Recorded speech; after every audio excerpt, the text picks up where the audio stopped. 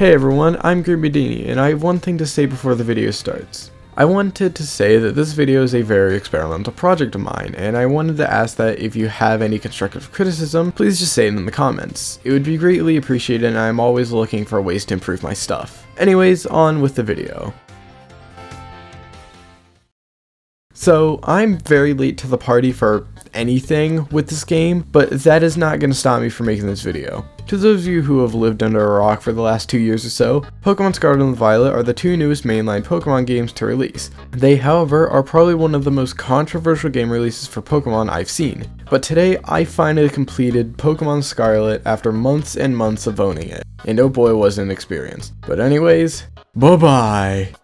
The game opens up with a new type of customization for my character that's more akin to something like Monster Hunter than the previous Pokemon games, but once I finish flailing around with it for a bit, I have this beauty of a thing created. A short cutscene later shows an application for a school called Naranja Academy and the region of Paldea. After this cutscene, there is yet another cutscene where a strange Pokemon is seen crashing into the water near the shore of a lighthouse.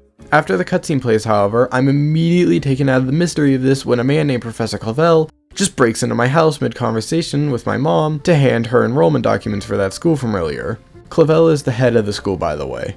My mom and Clavel go to talk some more about school stuff, and after I get my hat and bag for my room, I'm introduced to the starters, Sprigatito, Fuecoco, and Quaxly. Almost immediately after the starter introductions though, Clavel just leaves me with these 3 Pokemon while he meets another student across the street so I can take my time to get to know them or something.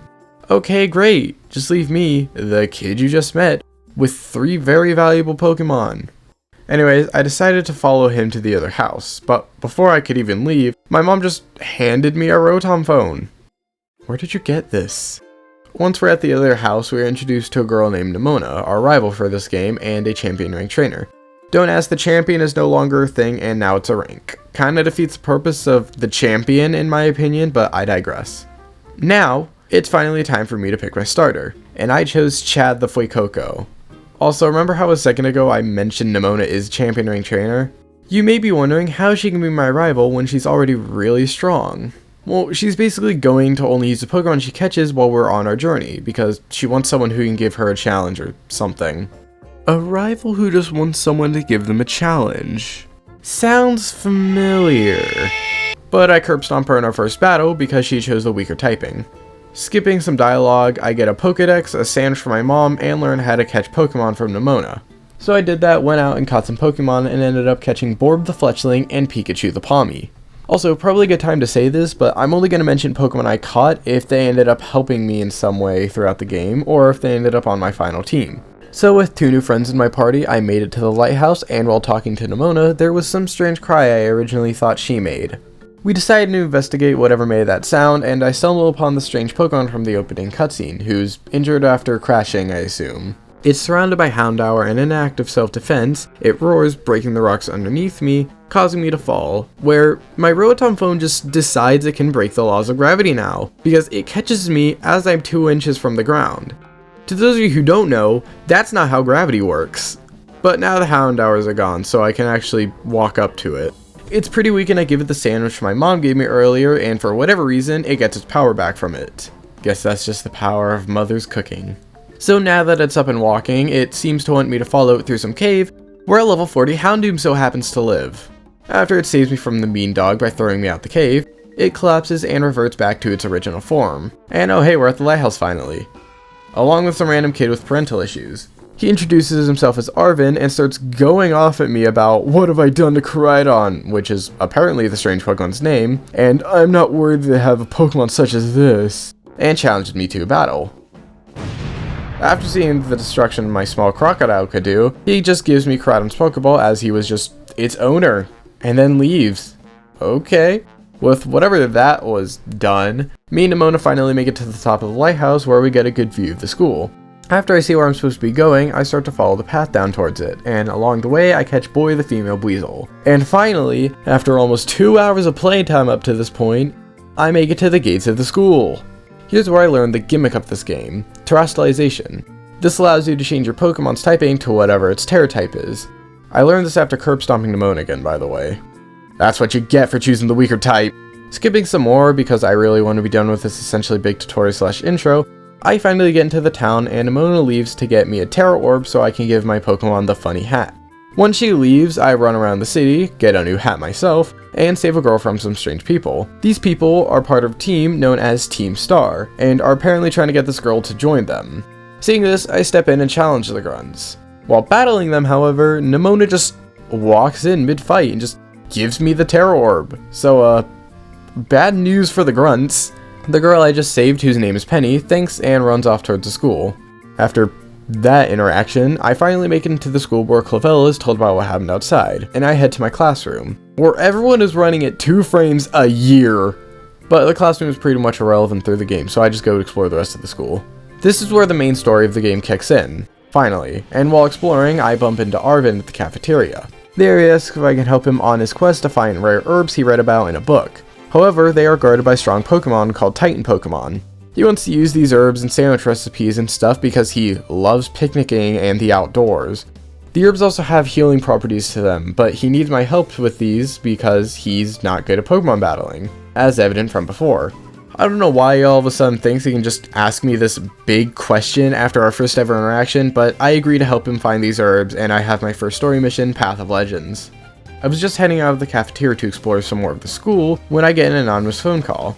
I, for some reason, answer it, only for them to say, "Hey, I hacked your phone." So the person who hacked my phone introduces themselves as Cassiopeia, and starts talking about their plan to take down Team Star, called Operation Starfall, because apparently Team Star has been a real pain around the school for a long time, but won't give me full detail on just how we do that yet. They called me because they hear I'm a trainer with some serious potential. They tell me to consider and then just hang up. I don't know how I'm supposed to feel at this point in time. After that though, Clavella just comes up to me all mysterious and says, "You should probably keep your voice down. You don't want anyone hearing your conversations, do you?" And I just, at that point, I don't even know how to react and just slowly walk backwards out of the cafeteria. What is wrong with everyone in this school? I go exploring a little bit more and find Nimona along with a woman named Gita, who's apparently another champion rank trainer, but she's not that important right now. But she also happens to be the chairwoman of the entire league, so I guess that's a thing. After Gita leaves though, Nimona starts going on about how I should try to reach champion rank because apparently I said something in homeroom about wanting to be a strong trainer. Look, being honest, I hadn't really been paying much attention because I had been staring at a wall of text for 2 hours, so excuse me for not remembering everything. At this point, I think I'm finally free to go do whatever, until I get called down to the principal's office. It's been 5 minutes, what did I do? In the office, I meet Professor Sada, the Pokemon researcher for this region, who's also researching the great creator of Paldea. But apparently she just knows I have Koraidon with me. How does she know that?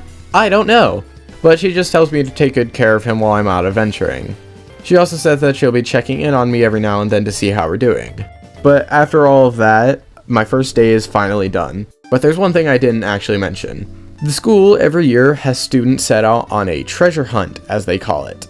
This time is a time where they're sent out to go do whatever they want and discover whatever they want. Then at the end of the year, they come back and share their treasure. Why my mom was probably paying tons of money to get me into the school, only for them to say, "Go do whatever," is beyond me and not my problem. But this treasure hunt is the reason we're able to go out and explore the world and do the missions I was just given.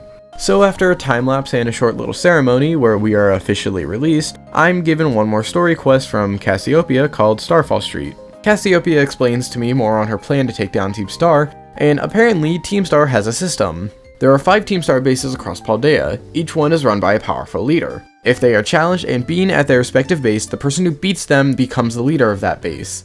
Cassiopeia wants to have me battle all these bases so I can slowly get rid of Team Star and eventually drag their leader out to take them down for good. This will in turn allow me to end the whole team. So now that I have all 3 of my story missions and can ride Koraidon around, I am finally set free. I'm not joking, I have about 3 hours of footage that's just tutorial. I decided to go do the Stony Cliff Titan first because Arvid's story actually interested me for some reason. However, on my way towards the Cliff Titan, I discovered what a Terra Raid Den was. Basically, it's just a worse version of Sword and Shield raids, except this time you just get a Pokemon with a random Terra type. And after defeating my first ever raid, I added Draco the Terra Dragon Petalil to my team. Also, Chad evolved into a Crocodile, which was really cool. After that, I continue on my way, eventually running into this thing. A giant crab! But this thing is no real problem for Draco, and I beat it. Wait, it's not over? There's a second phase? So the big Cloth runs away and punches a hole in the wall to get the Herba Mystica, and after eating it, it powers up. Arvin arrives to help just in time to see it do this, and together we beat it again. After we beat it, Arvin and I go into the cave the Cloth made and find the Herba Mystica that he was searching for. Then Arvin immediately whips up a sandwich for me and him with the herb in like 5 seconds, like it was second nature to him. But instead of eating it, I give it to Cridon because he wanted it. Also, remember how I mentioned that the Herba Mystic plant also has special powers that can heal you and do all sorts of things? So yeah, when I gave it to Cridon, he gained some of his old power back, and by that I mean he can now run slightly faster. So after Cridon regains the full potential of his legs, we leave the cave. But in a cutscene after we leave, we see Arvin doing something suspicious. But hey, it's not that important right now. I hope. My next objective was the Open Sky Titan. As I said, Arvin's story interested me. However, while traveling towards my destination, I found, this. Is that... So, with my new friend, Bruiser, added to the team, and Vorb also evolving to Fletchender, I make it to the Open Sky Titan. The Titan Pokemon did cause some problems getting to it as it was trying to drop boulders on my head, but I made it up and battled a Bombardier. Bombardier was no problem for Pikachu the Palmy, but it did the same thing Cloth did and got buff off of Herba Mystica. So I beat it again with Arvin, and realized that all of these Titans are going to be playing out the exact same way. Arvin and I go into the cave that the Bombardier made and get the Herba Mystica. Arvin makes a sandwich again, but this time Cridon just takes it from me, or at least won't let me eat it myself. So I'm forced to give it to him and he can now swim. But he's still hungry and goes for the extra sandwich Arvin made for some reason, only to be stopped. But something's wrong. After realizing Arvin just blew his cover, Arvin reveals his secret ambition to getting the Herba Mystica. He reveals that he has a hurt Pokemon with him. It's his partner Pokemon Mabostiff. This is why he's been trying to collect the Herba Mystica, to heal his friend. And so far it's slowly been working. But after seeing this, I took it upon myself to collect all of these plants. Now it was my job to get all of the Herba Mystica, to heal his dog. So with this now in mind, I head over to the Quaking Earth Titan. This Titan is a strange form of Donphan called Great Tusk. And with my team, I get my butt steamrolled by a spinning elephant. Well, that could have gone much better, and after this, I realized that doing one storyline at a time is probably not the best idea. So I decided I would go tackle a gym challenge. The closest one to me at the time was the Bug Gym, so I went towards that one. At each gym, you have to participate in a gym challenge that differs at every gym. For the Bug Gym, it was just putting a ball in a goal. I did that and was able to face Katie, the gym leader. After the battle, Pikachu the Palmy evolves into something completely different, called Palmo. After that, I still didn't want to do any other Titans because I didn't want to risk getting steamrolled again, so I went towards my first Team Star base. The base I went towards was the Dark base. Outside the base, I meet someone new, and his name is Clive. Yeah. Anyways, he wants to help with Operation Star, and Cassiopeia, who was on a call with me, just kinda says, sure. So now Clive is back up. After Clive is added to the team, I blow through the 2 gate guards by myself and make it inside the base. The way these bases work is once you make it in, after battling grunts at the gates, you have to beat 3 Pokemon that all the other grunts send out using the Let's Go battle system. Once 30 Pokemon are beaten, the boss will show up. Eventually, I got Giacomo, the leader, to show up, and he was on this giant car that was actually a Pokemon called Revavroom. But despite that, I beat him without breaking a sweat. Afterwards, I get a flashback to 1 year ago. To sum it up, Giacomo is writing a new code of conduct for the new members joining their team, because they're all preparing for something they call Operation Star, but that's all the info that's given to us. Once out of the base, I am rewarded for my services by Cassiopeia and... Penny? Okay, apparently she's a part of this too, but whatever. After this, I finally gathered the courage to try another Titan Pokemon, and decided to do the Lurking Steel Titan. While trying to get there though, a Bruiser evolved into a shiny Hariyama, and I felt more ready than ever for this Titan now. I made to the Titan Pokemon, which is an Earthworm, and I beat it using Chad's fire moves. Arvin arrives, the Titan Pokemon makes a normal hole in the wall, gets the Herba Mystica to power up, but still dies to Chad once again. We do the same thing we've always done with the sandwiches, and after giving mine to Cridon, he can jump higher now, I guess? But the most important thing is that Mabostiff can bark now. Apparently after this one though, I still had courage to go do the Titans, so I decided on the False Dragon Titan. But realized midway through my travels towards it, I was way too underleveled for it. But I did get a Cyclizar roaming around. Cyclizar sadly replaced Palmo, but Cyclizar was more powerful and Palmo was a considerably worse fighting type than Hariyama. But you will be missed, Pikachu. After almost making the worst decision I could have, I decided to go towards the Grass Gym, as it was the only thing I felt like I could do. At the grass gym, I do the gym challenge, which is finding some flora around the town, and then battle Brassius. As you can probably guess, I beat him using only Chad. I get my badge and actually meet one of the Elite Four members named Hassel, who also happens to be my art teacher. He's not relevant just yet though, so don't worry. Afterwards, I tackled the fire base, and at the gates, Clive started saying some weird things. He started saying stuff like, why would the students be behaving like this, and he's worried about their expulsion if they don't start attending classes, and makes a remark that he's the one who told all of the members that they'd be expelled if they don't disband. I didn't even know that they were told that they'd be expelled, and what do you mean you're the one that said it? You're supposedly a student like me, right?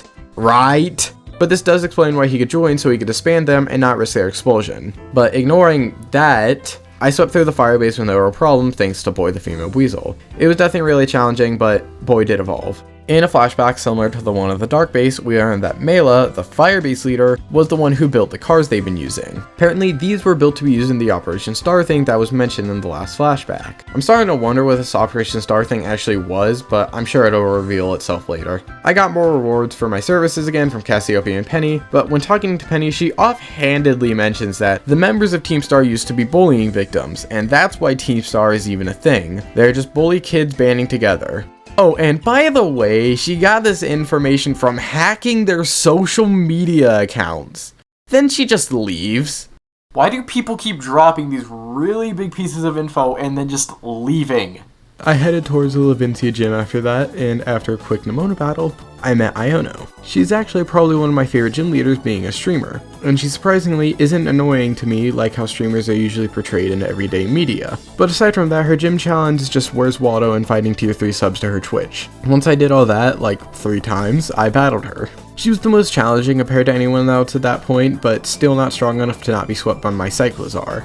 I got the gym badge and was itching to retry the Quaking Earth Titan finally. So I started to grind levels using Terra Raid dens because I wanted to actually, beat it this time. During this grind session, I got Chad to evolve into Skeleturge and Draco to evolve into a Lilligant with a Sunstone I apparently had. I don't know when I got it. I got bored sometime through it though, and just went to the water gym because gyms would be a less boring way of gaining levels, so I just went and did some of those. The gym challenge here though wasn't even really a gym challenge, and I just had to deliver Kofu, the gym leader, his wallet he forgot. He needs the wallet for some auction thing in Puerto Marinada, so now it's my job to travel across the desert and deliver to him. So after almost dying of heat stroke real fast, I arrive to deliver him his wallet, and get stopped by some apprentice claiming I'm being a bother to Kofu or something. Anyways, police still haven't found the body. And now that Kofu has his wallet, he then sends me to go bid for him with the money he just got back. Wait, what? Okay. Anyways, I won the bid. Now back across the desert I go to do the gym. Once finally back at the gym building, I'm introduced to another Elite Four member. Their name is Rika. But they're not that important right now, as it's now time to fight Kofu. With my new Lilligan, I swept the water gym with ease, earning me my 4th gym badge.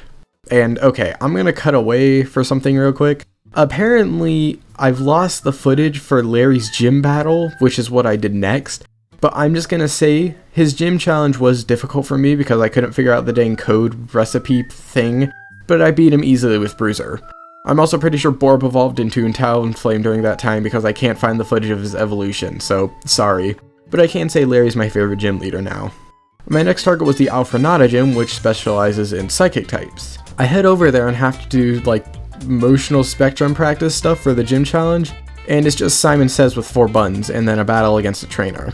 With Skeleturge, I blow through the trainers and the gym leader Tulip with no problem. After all these gyms, I finally decided it was time to rematch the Quaking Earth Titan. I walk up to the giant elephant, heart pounding, battle ready, and I one-shot it. Wait, what?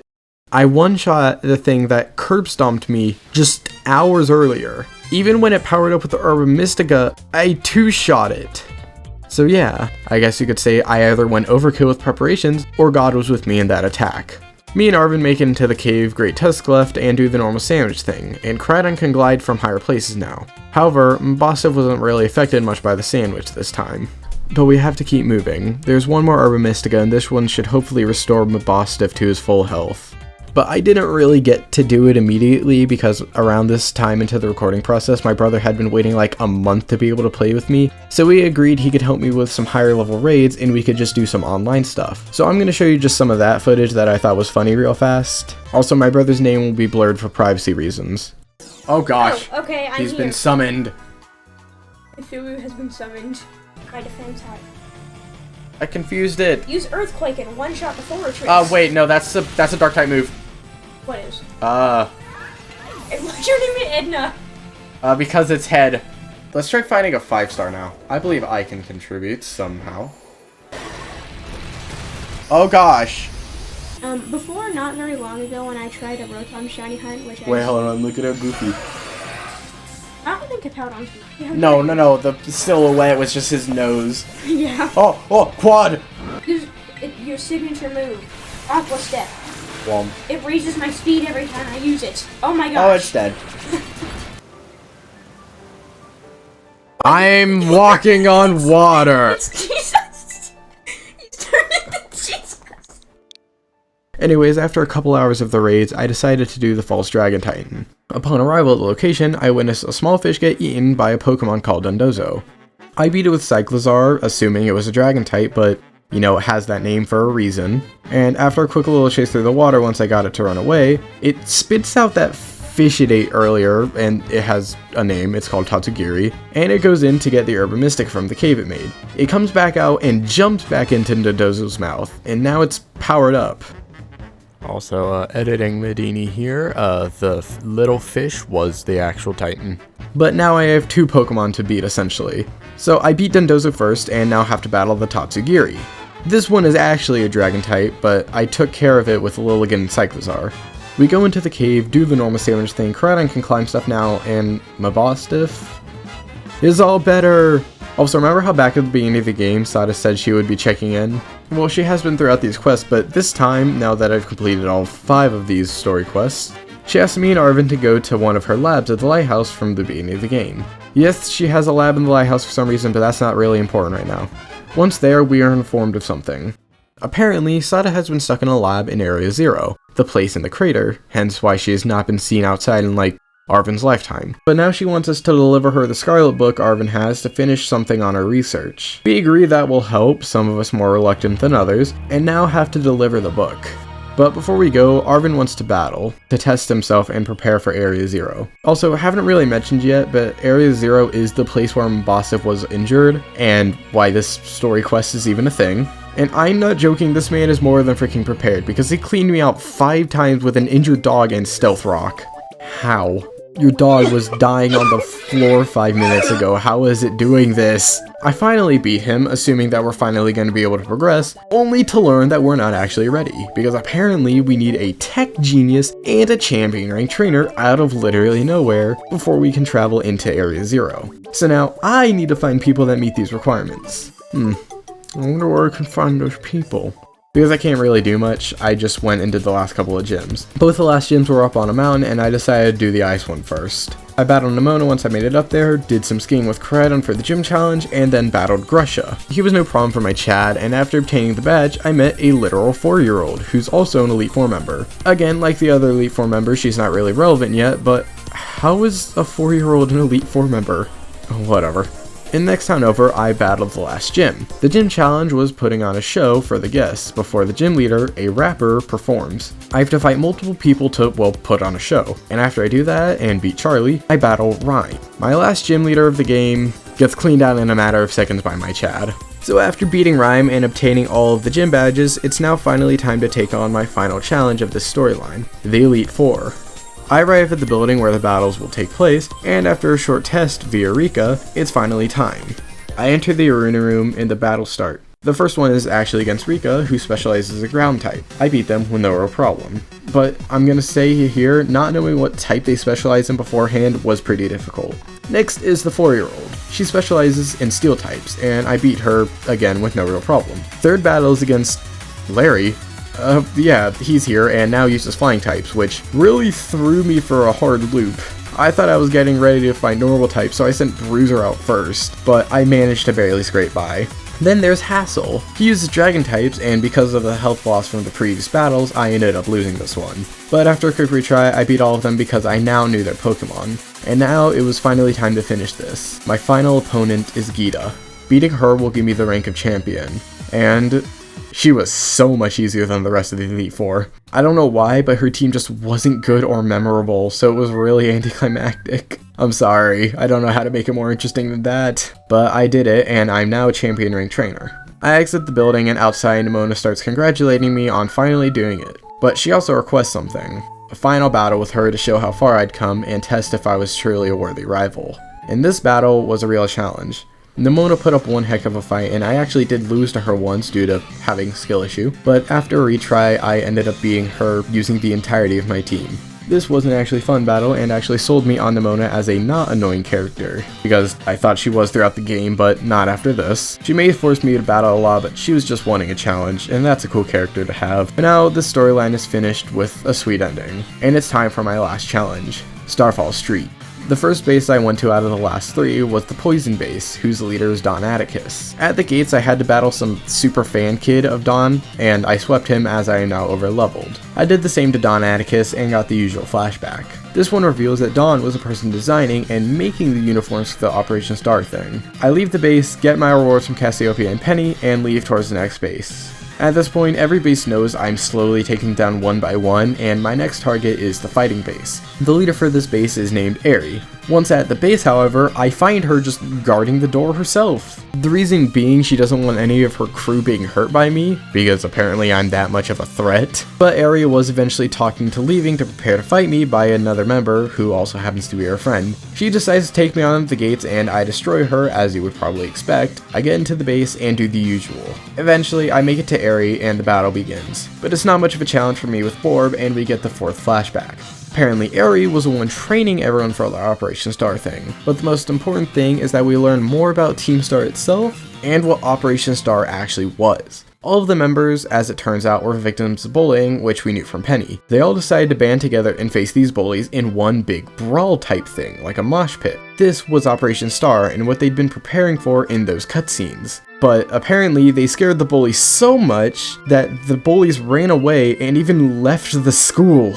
So now, because of their plan backfiring horribly, Team Star have now been seen as the bullies for the last couple of years. And now with that little nugget of info in mind, I headed off towards my last base, the fairy base. Upon arrival at the base, I meet a teacher of the academy who's trying to get into the base to give Ortega, the leader, his piano lessons. But the teacher sees me walking up menacingly and challenges me to a battle because I'm an adversary to the young master.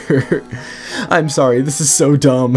Anyways, he got destroyed as you would probably expect. I go and after that do all the normal base battle things and meet Ortega, who also happens to be a snobby rich kid. He's easily defeated by my team even though I had no tight matchups, and get my final flashback. Apparently, Ortega was the one who actually designed the cars that Mela built.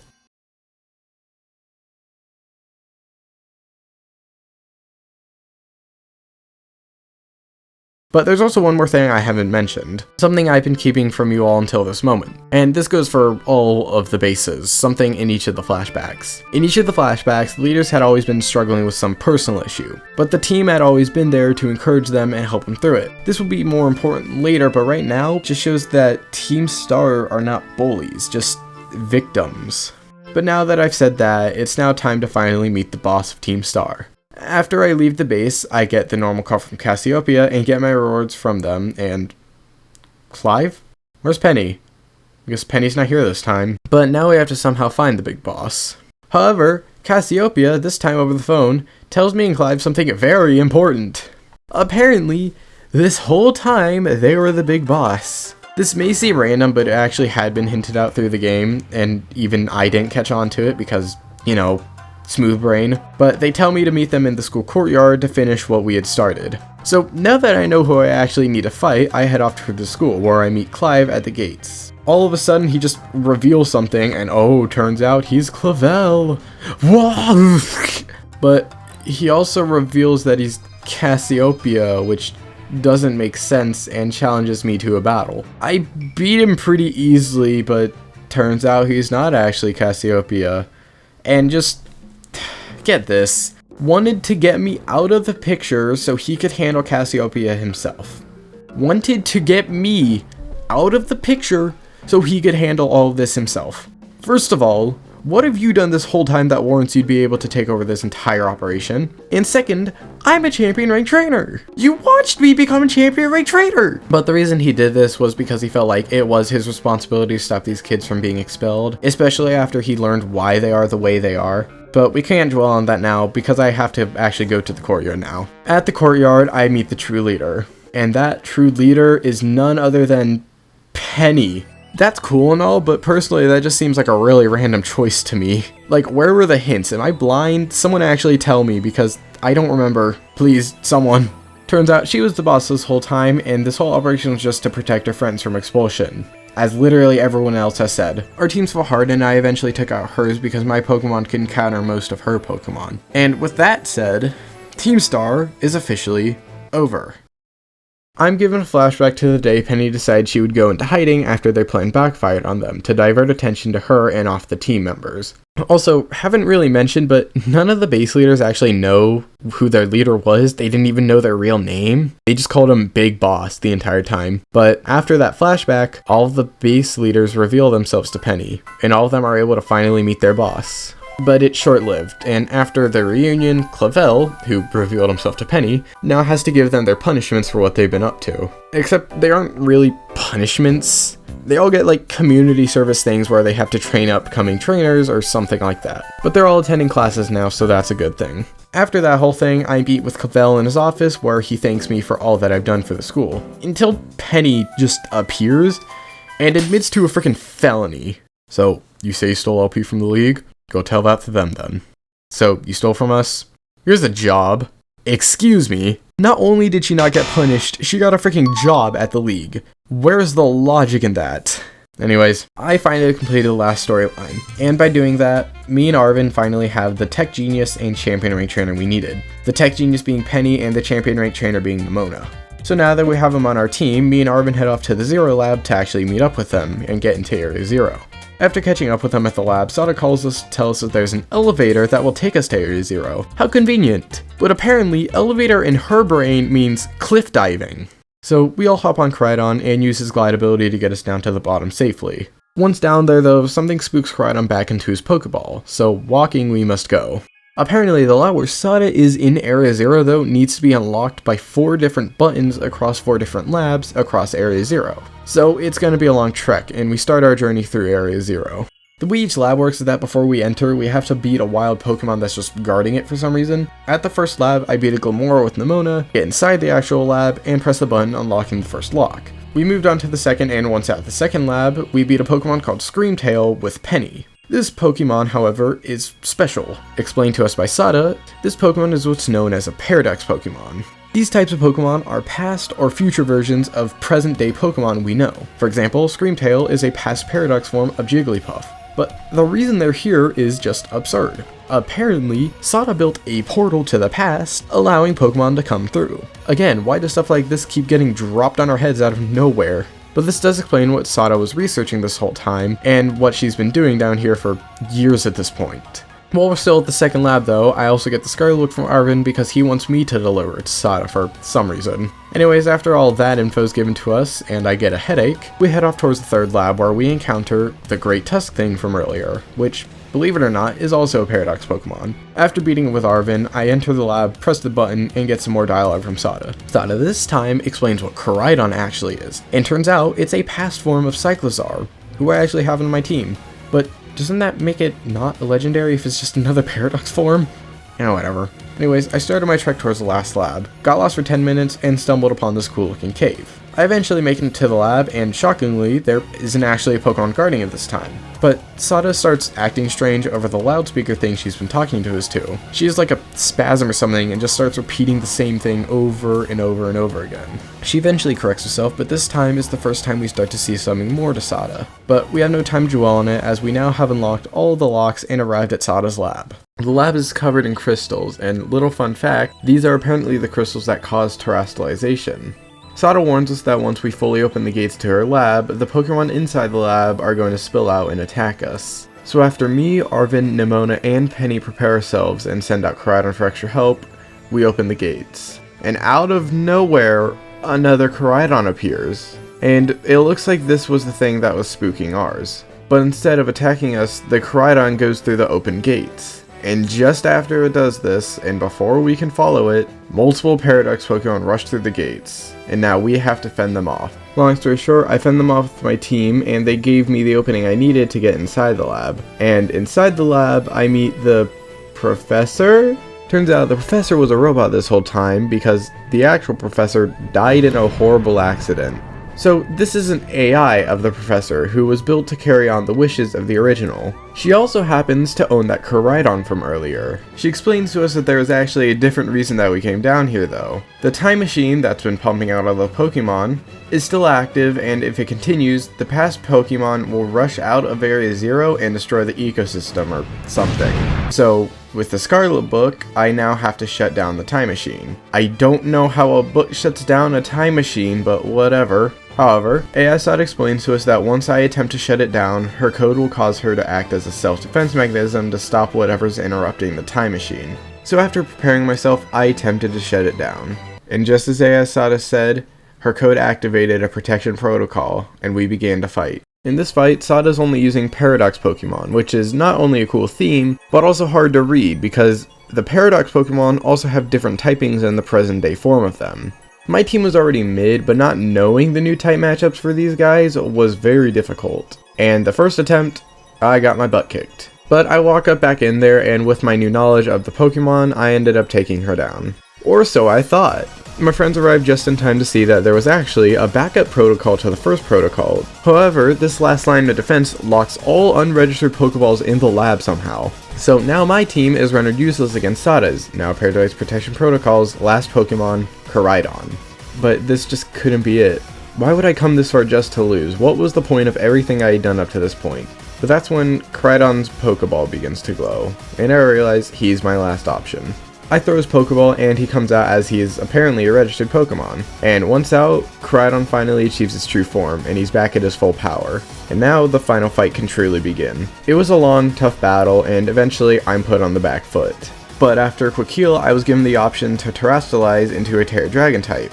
And fun fact about Koraidon, he has the move Terra Blast, which turns into whatever type your Terra type is after you Terastallize. And after I Terastallize, it turned Terra Blast into a Dragon type move. And one click of a button, I blew up her Koraidon. I finally defeated her, but it's not over. Apparently, Sada is linked to the portal, which means it won't fully shut down as long as she is alive. And she realizes the only way to truly end this is for her to enter it herself. This will cause it to effectively collapse in on itself. So that's what she realizes she must do. She says thanks to all of us for helping her and says a pretty sweet goodbye to Arvin, who I guess has more emotional damage now. And with one last goodbye to all of us, she's gone. And that's it. I finished the game. Only to be blasted by Ed Sheeran. This video took a really long time to finish, so if you did enjoy it or have any ideas to improve it in the future, please tell me.